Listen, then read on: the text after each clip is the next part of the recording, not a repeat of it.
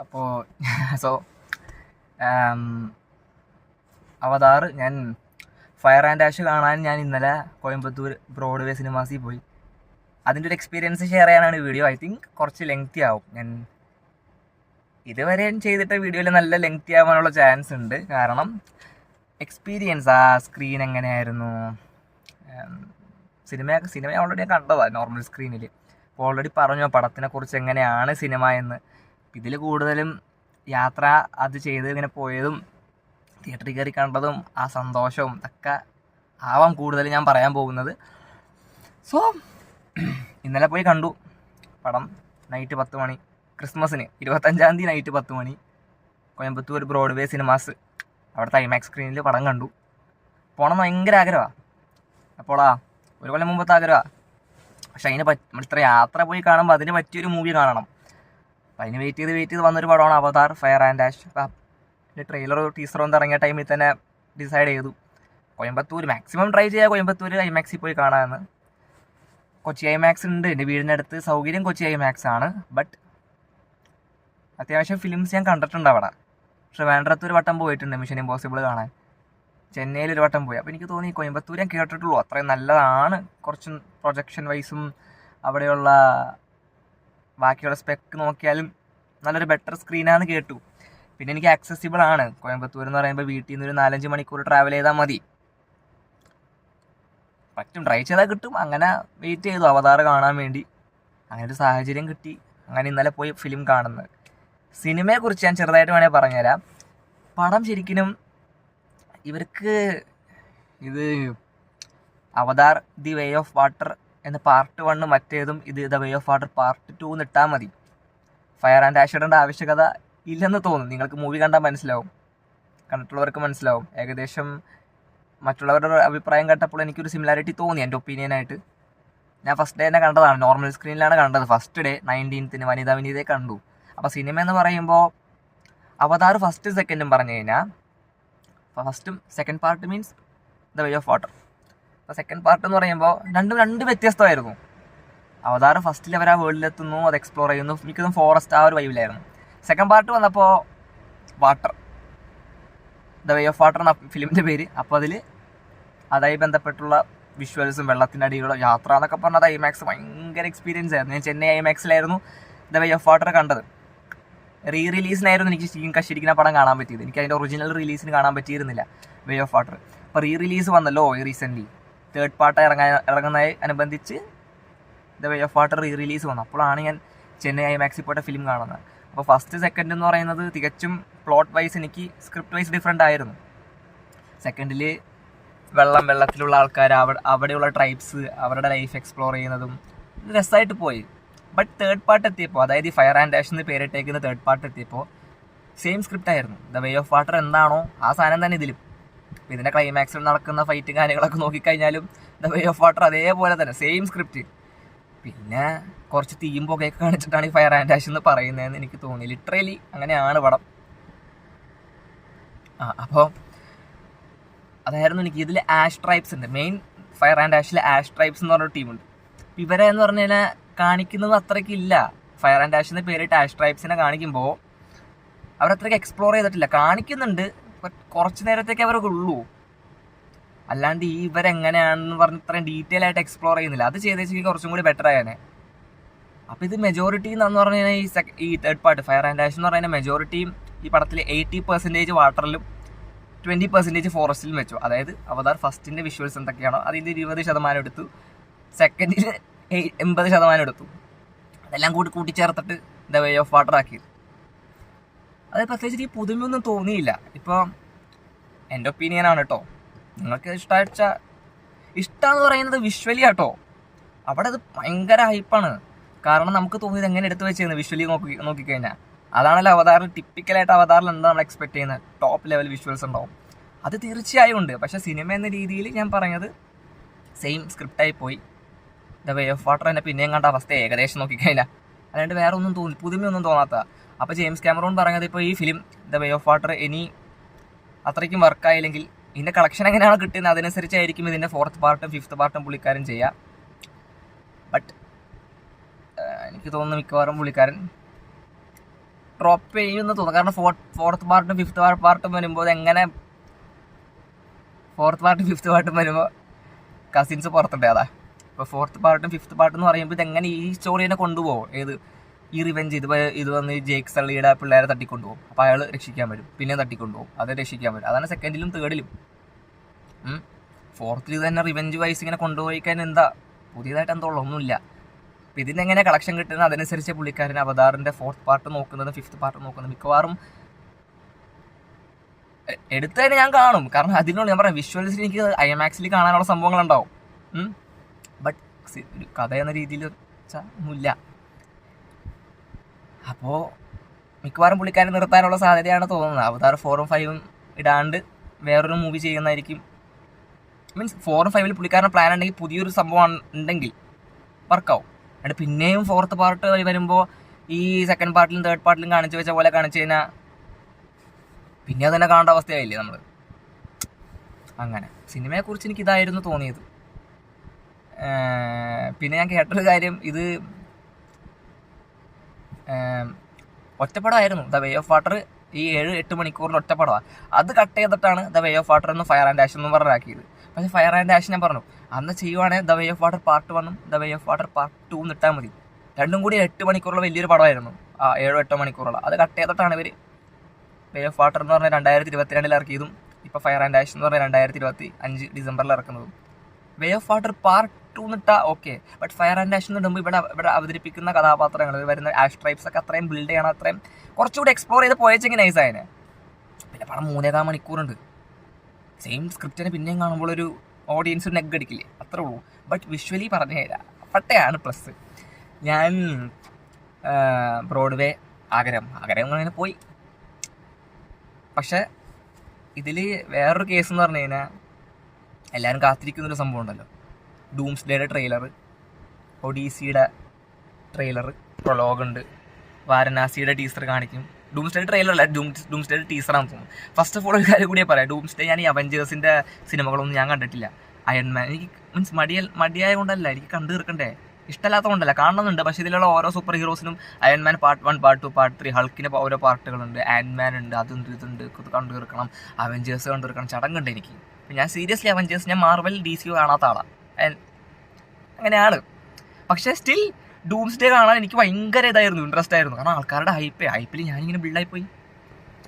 ഒരു കാര്യം കൂടി പറയാം, അവഞ്ചേഴ്സ്, ഡൂംസ്ഡേയുടെയും അതുപോലെ ഒഡീസിയുടെ, അതുപോലെ തന്നെ ഈ പറയുന്ന വാരണാസി, ഇത് നോർമൽ സ്ക്രീനുകളിൽ കിട്ടില്ല. ഞാൻ വനിതയെ പോയി കണ്ടു. എൻ്റെ ഫ്രണ്ട് മെസ്സേജ് ചെയ്തു, അവിടെ ഈ ഡൂംസ്ഡേ ട്രെയിലറോ ടീസറോ എന്താ വെച്ചാൽ ഇട്ടോ. ഇല്ല, തീർച്ചയായും ഇത് ഐമാക്സ് എക്സ്ക്ലൂസീവിലായിട്ട് ഇടുന്നത്. അപ്പോൾ ഐമാക്സ് സ്ക്രീനുകളിൽ പോയാൽ മാത്രം ഈ 3 പരിപാടിയും കാണാൻ പറ്റുള്ളൂ.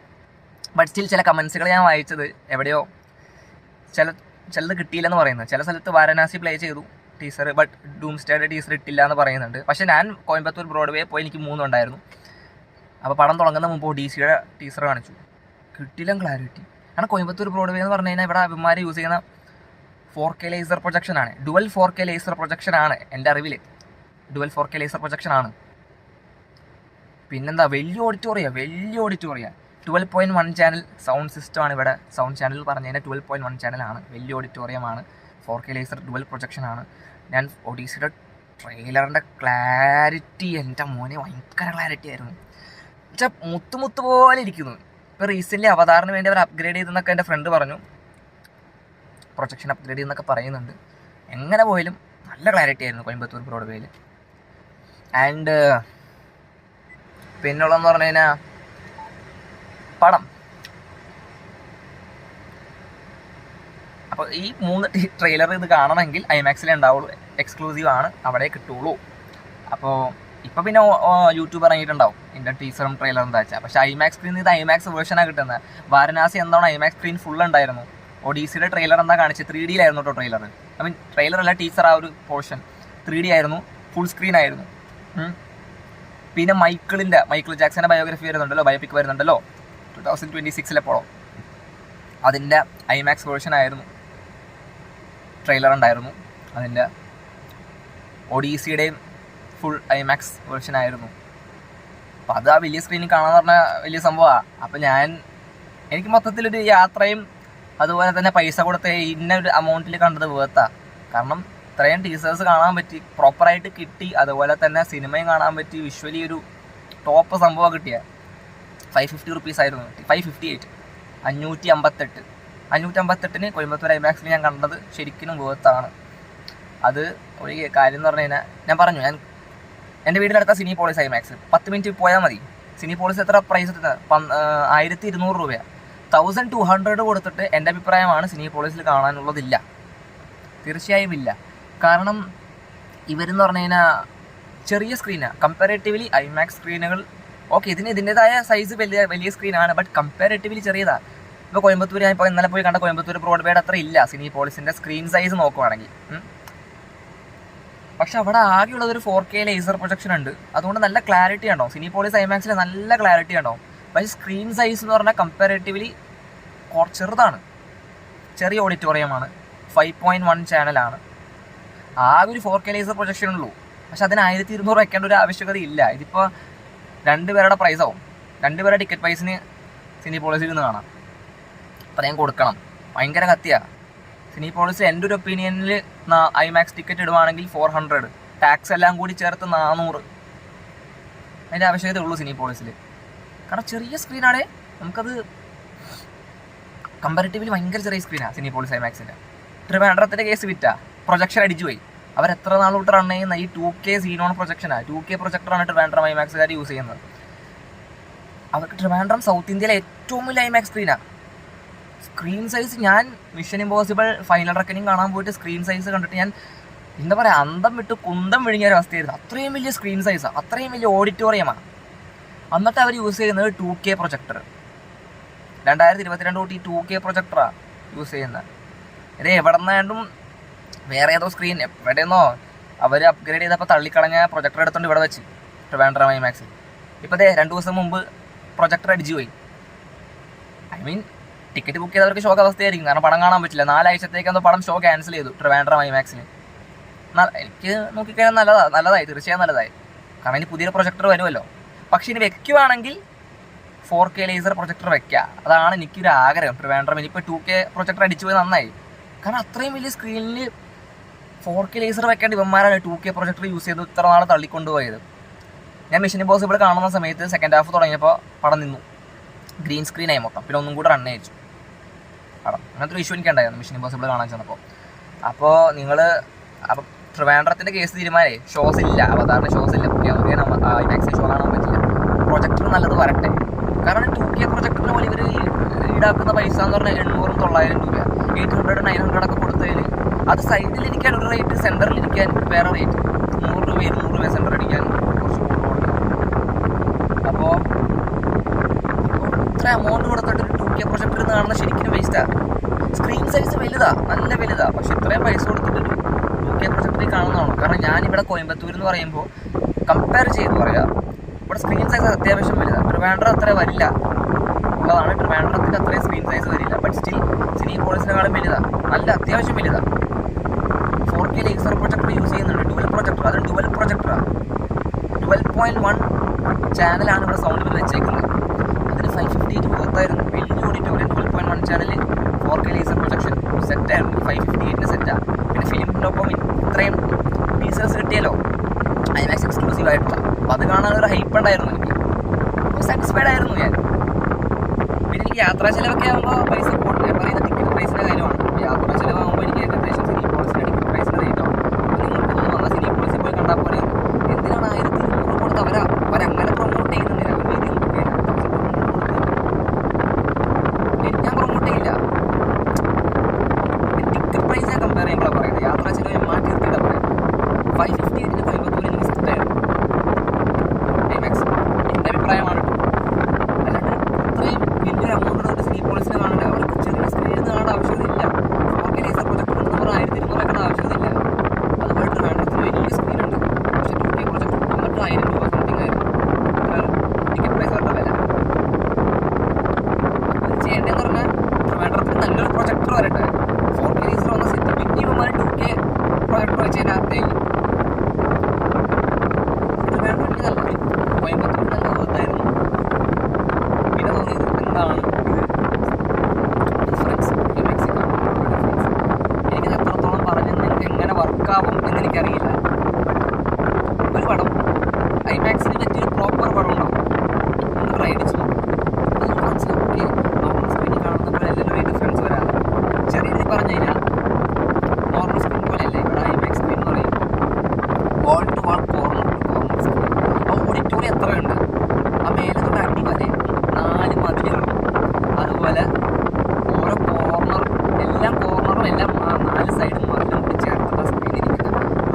4K വരെ.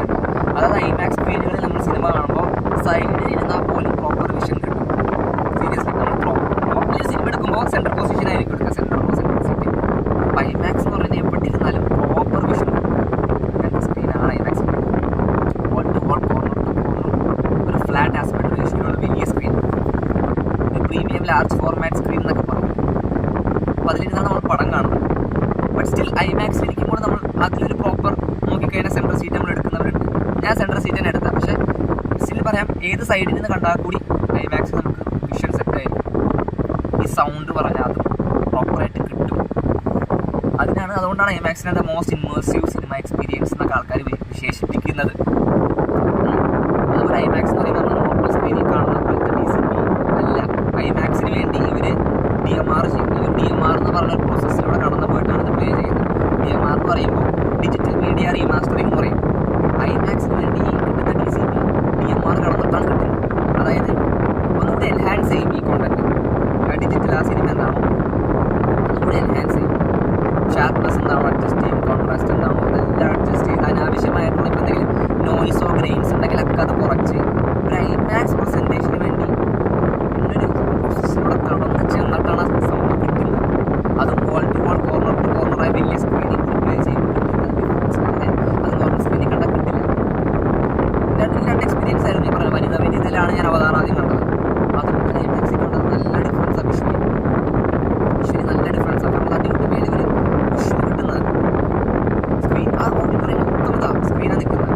Wall to wall, corner to corner ആവുമ്പോൾ അതുപോലെ ഫ്ലാറ്റ് റേഷ്യോ സ്ക്രീനാണ്. അവതാരം ഐമാക്സിന് വേണ്ടി മാത്രം ആ ഒരു വേർഷൻ കൊടുത്തിട്ടുള്ളൂ. പിന്നെ ഡോൾബി സിനിമാസിനുണ്ടെന്ന് തോന്നുന്നു. അതായത് ഇപ്പോൾ നമ്മൾ നോർമൽ സ്ക്രീനുകളിൽ കാണുമല്ലോ, ഇപ്പോൾ വനിത അല്ലെങ്കിൽ രാഗം, തൃശ്ശൂർ രാഗത്തിലൊക്കെ സിനിമയുണ്ട്. ഇപ്പോൾ സ്പെക്സിലുണ്ടല്ലോ, അവതാറുണ്ടല്ലോ, ബോഡി മണ്ണിൽ. പക്ഷെ നിങ്ങൾക്ക് കിട്ടുന്ന വേർഷൻ എന്ന് പറഞ്ഞു കഴിഞ്ഞാൽ അവതാരം എടുത്തേക്കുന്നതിന് മേലേന്നും താഴേന്നും 30%, ഐ തിങ്ക് 30% ആണ് മേലേന്നും താഴേന്നും ഇത്ര ശതമാനം കട്ടായിട്ടുള്ളൊരു ക്രോപ്ഡ് വേർഷനായിരിക്കും നിങ്ങളുടെ തിയേറ്ററിൽ കിട്ടുക. സ്ക്രീൻ സൈസ് വൈസ് ഡിഫറൻസ് ഉണ്ടാവും. അപ്പോൾ വനിതയുടെ സ്ക്രീൻ സൈസ് അല്ല രാഗത്തിൻ്റെ സ്ക്രീൻ സൈസ് ആയിരിക്കില്ല 80%. പക്ഷെ മൂന്നും സ്കോപ്പ് ആസ്പെക്ട് റേഷ്യോയിൽ വരുന്ന സ്ക്രീനാണ്. അതായത് കണക്കുണ്ട് 2.39:1 എന്ന് പറഞ്ഞ കണക്ക്.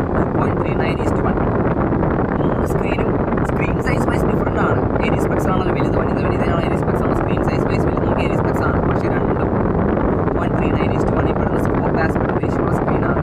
അപ്പോൾ അവതാരം നമുക്ക് കിട്ടുമ്പോൾ ഈ സ്ക്രീനുകളിൽ പ്ലേ ചെയ്യുമ്പോൾ മേലിനും താഴെയും പടം എടുത്തേക്കുന്നതിന് മേലിനും താഴെയും ക്രോപ്ഡ് ആയിട്ടുള്ളൊരു DCP ആണ് കിട്ടുക. അപ്പോൾ ഐമാക്സിലായിരിക്കും ആ മേലേന്ന് അഡീഷണലായിട്ട് എന്താണോ താഴെ അഡീഷണലായിട്ട് എന്താണോ പ്രോപ്പറായിട്ട് കാണാൻ പറ്റുന്നത് ഐമാക്സിലായിരിക്കും. ഡോൾബി സിനിമാസിൽ നിന്ന് കേൾക്കുന്നു. ആൻഡ് ഓൾസോ അതായത് ഇപ്പോൾ പടം പ്രോപ്പർ കിട്ടണമെങ്കിൽ ഐമാക്സിൽ ട്രൈ ചെയ്യാം. നല്ലൊരു എക്സ്പീരിയൻസ് ആണത്. നോർമൽ സ്ക്രീനിൽ കാണുന്ന പോലെ അല്ല. ഞാൻ അതുകൊണ്ടാണ് ഈ ഒരു പടം തന്നെ 2 സ്ക്രീൻ ട്രൈ ചെയ്ത് നോക്കിയിട്ടാണ് പറയുന്നത്. ഐമാക്സിൽ എന്ന് പറഞ്ഞു കഴിഞ്ഞാൽ അത് അത്രയും രസം വിഷ്വലി കാണാൻ അത്രയും നിറഞ്ഞു നിൽക്കുക സ്ക്രീൻ.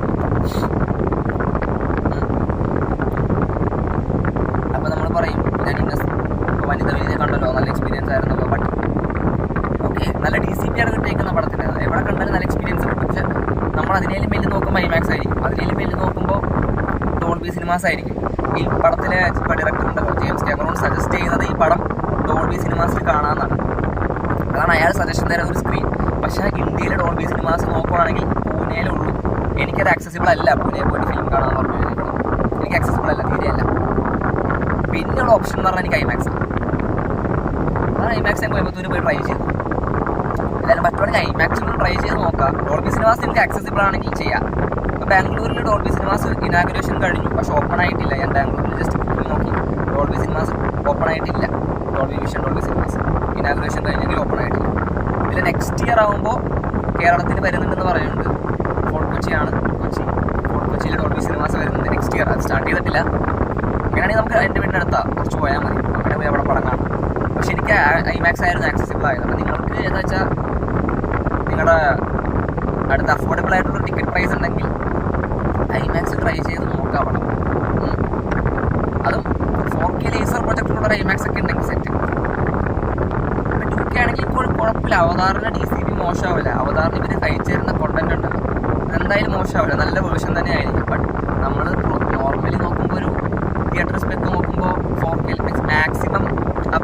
ആയിട്ടുള്ളൊരു സ്ക്രീൻ ആയിരിക്കുമല്ലോ എടുക്കുക. ഞാൻ അങ്ങനെയായിട്ട് എടുക്കാം. അപ്പോൾ ഐമാക്സിൽ പോലും പല പല ടൈപ്പ് ഉണ്ട്. അതാണ് James Cameron Dolby cinemas suggest ചെയ്യുന്നത്. പക്ഷെ എനിക്കത് ആക്സസിബിൾ അല്ലാത്തതുകൊണ്ടാണ് ഞാൻ ഐമാക്സ് പ്രിഫർ ചെയ്തത്. അപ്പോൾ നിങ്ങൾ ഐമാക്സ് എടുക്കാൻ കൂടി ആണെങ്കിൽ മാക്സിമം എത്ര അഡ്വാൻറ്റേജ് ഉണ്ടോ സ്ക്രീനിൽ നല്ല സ്ക്രീൻ എടുക്കുക. പിന്നെ ഇപ്പം നമ്മളൊരു ഫോൺ എടുക്കുകയാണെങ്കിൽ നമ്മൾ മാക്സിമം ഇപ്പം എനിക്ക് സ്റ്റോറേജ് ഉള്ളൊരു ഫോണാണ് വേണ്ടതെങ്കിൽ ഞാൻ നോക്കും റാം എത്രയാണ് റോം എത്രയാണെന്ന് നല്ലത് നോക്കിയിട്ട് അതിലുള്ള എടുക്കുക. അതുപോലെ സ്ക്രീൻ എടുക്കുക.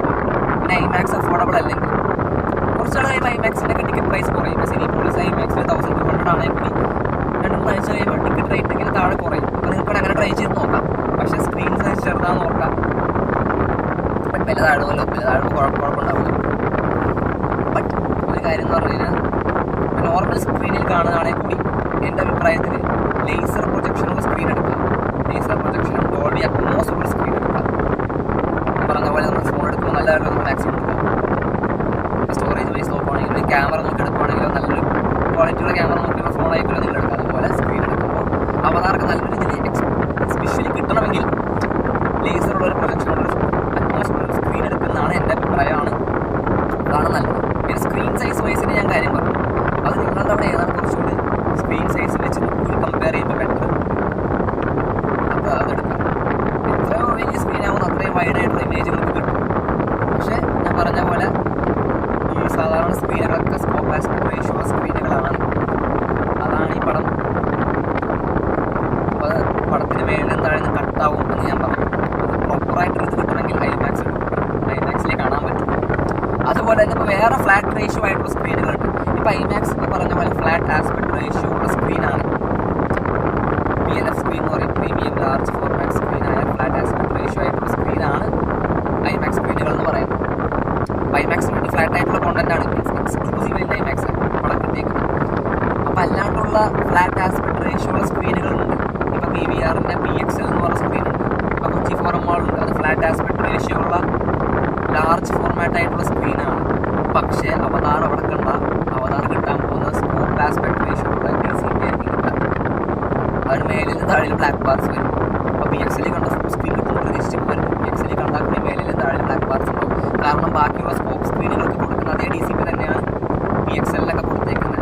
അതുപോലെ എപ്പിക്കിലും കൊടുത്തേക്കുന്നത്. ഞാൻ ഇന്നലെ ജസ്റ്റ് കോയമ്പത്തൂർ ഞാൻ പോയല്ലോ. ഞാൻ ഐമാക്സിൽ കയറുന്ന മുമ്പ് എപ്പിക് സ്ക്രീൻ ചുമ്മാ കയറി കണ്ടു. എപ്പിക് സ്ക്രീൻ എന്ന് പറഞ്ഞാലും ഫ്ലാറ്റ് ആസ്പെക്ട് റേഷ്യോ ഉള്ള സ്ക്രീനാണ്, ജയൻ്റ് ആയിട്ടുള്ള. ബട്ട് കിട്ടിയേക്കുന്ന വേർഷൻ സ്കോപ്പാണ്. നമ്മുടെ മേലിൽ താഴെ ബ്ലാക്ക് ബാർസ് ഉണ്ടാവും. ഇത് എക്സ്ക്ലൂസീവ്ലി ഐമാക്സിൽ മാത്രം പ്രോപ്പർ സ്ക്രീനിൽ ഈ പടം കാണാൻ പറ്റും. അതുപോലെ തന്നെ ഡോൾബി സിനിമാസ്. അപ്പോൾ നിങ്ങൾ പാലക്സിയിൽ ഇപ്പോൾ പുതിയ ഇത് വന്നല്ലോ, തൃശ്ശൂരിൽ ഹൈലൈറ്റ് മാൾ പാലക്സി സിനിമാസ് വന്നു. അവിടെ എപ്പിക് സ്ക്രീൻ ഉണ്ട്. ഫ്ലാറ്റ് ആസ്പെക്ട് റേഷ്യോ ഉള്ള സ്ക്രീനാണ്. അടിതൊട്ട് മേലെ വരെ അറേഞ്ച് ചെയ്തേക്കുന്ന വലിയൊരു ജൈൻറ്റ് സ്ക്രീനാണ്. ബട്ട് സ്റ്റിൽ അവിടെ നിന്ന് ഫുൾ വേർഷൻ അവതാർ കിട്ടില്ല. സ്കോപ്പായിട്ടുള്ള വേർഷനാണ് അവതാർ കൊടുത്തേക്കുന്നത്. അതുകൊണ്ട് അവിടെ കണ്ടാലും മേളിലും താഴെ ബ്ലാക്ക് ബോക്സ് വരും. അതുകൊണ്ടാണ് പറഞ്ഞ ഐമാക്സ് കണ്ട അവർ ഫുൾ പടം എങ്ങനെയാണ് എടുത്തേക്കുന്നത് ആ രീതിയിൽ കാണാൻ പറ്റും. അപ്പോൾ ഇതൊക്കെയാണ് എനിക്ക് പറയാനുള്ള. എന്തൊക്കെയോ വിട്ടുപോയിട്ടുണ്ടെന്ന് തോന്നുന്നു. ജസ്റ്റ് ആലോചിച്ച് നോക്കട്ടെ. വീഡിയോ പോസ് ചെയ്തിട്ട് ആലോചിച്ച് നോക്കട്ടെ. എല്ലാം കറക്റ്റായിട്ട് പറഞ്ഞു. തിയേറ്റേഴ്സ് തമ്മിൽ കമ്പയർ ചെയ്തോ. കാരണം എനിക്ക് സൗകര്യം സിനിപോളിസാണ്. ബട്ട് പ്രൈസ് കാരണം ഞാൻ കോയമ്പത്തൂരിൽ പോയി. അതിന് ഓൾസോ യാത്ര പോയി ചെയ്ത് കാണണമെന്നൊരാഗ്രഹമുണ്ട്. കേട്ടിട്ടുണ്ട് തിയേറ്ററിനെ കുറിച്ച്. സിനിപോളിസിൽ പോയിട്ടുണ്ട്. 2-3 സിനിമകൾ കണ്ടിട്ടുണ്ട് അവിടെ ഐമാക്സ് പോയി. അങ്ങനത്തെ ഒരു പെർസ്പെക്റ്റീവിനെ കൂടി നോക്കിയിട്ടാണ് ഞാൻ കോയമ്പത്തൂരിൽ പോയി കണ്ടത്. സോ ഒരു കാര്യം കൂടി പറഞ്ഞത്, അത് 24 മിനിറ്റ് ഞാൻ ഫസ്റ്റ് പറഞ്ഞു. ഓൾറെഡി വലിയ ലെങ്തി വീഡിയോ ആണ്. ഓരോന്നോരോന്ന് വിവരിച്ച് വരും. എൻ്റെ അറിവിൽ എനിക്ക് കിട്ടിയതായിട്ടോ ഞാൻ വിവരിക്കും. ബട്ട് ഇതൊക്കെ കറക്റ്റാണ് ഞാൻ പറയുന്നത്. അപ്പോൾ ഞങ്ങൾക്ക് കാര്യം ഇത് എന്താ കാര്യം ഇമ്പോർട്ടൻ്റായിട്ടൊരു കാര്യം പറയാം. ഐമാക്സ് അഫോർഡബിൾ അല്ലെങ്കിൽ നോർമൽ സ്ക്രീൻ എടുക്കുകയാണെങ്കിൽ കൂടി നല്ലൊരു സ്ക്രീൻ ഞാൻ പറഞ്ഞ പോലെ പ്രൊജക്ടറും ഇത് നമുക്ക് ഓൺലൈൻ ബുക്ക് ചെയ്യുമ്പോൾ കാണാൻ പറ്റും. അങ്ങനെ എടുത്ത് പോയി കാണാം. അത്യാവശ്യം നല്ല വലിയ സ്ക്രീനും കൂടി ആകുമ്പോൾ കുറച്ചും കൂടി ബെറ്റർ ആയിട്ടുള്ള ഇമേജ് അത്ര. So thank you. ലെങ്തിയായി വീഡിയോ ഇത് കാണും. ഇതാണ് എനിക്ക് സിനിമ കാണാൻ ഒരു അവതാരം കിട്ടിയൊരു എക്സ്പീരിയൻസ്. യാത്രാനുഭവമൊക്കെ നല്ലതായിരുന്നു. ട്രെയിൻ കയറി പോവുക, അവിടെ എത്താം. വേറൊരു പടം കണ്ടു നേരത്തെ നൈറ്റ് ഷോയും സർവമായൊക്കെ കണ്ടു കഴിഞ്ഞിട്ടാണ് അവതാരം കാണാൻ കയറി. അവിടെ പോയിട്ട് കുറേ ഫോട്ടോസ് എടുത്തു.